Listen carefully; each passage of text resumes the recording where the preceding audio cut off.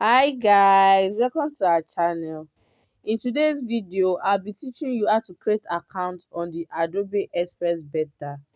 Let's dive in guys. Step 1, click on the Adobe app.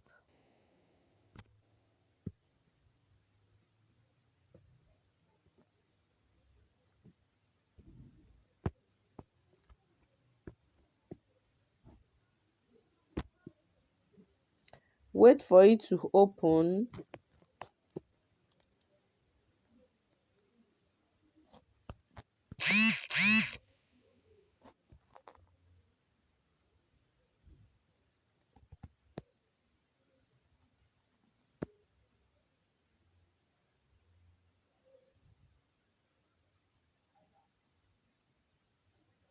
It's going to tell you wait a moment.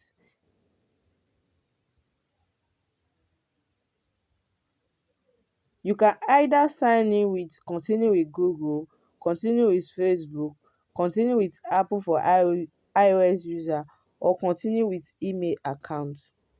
So I'll be going with create an account.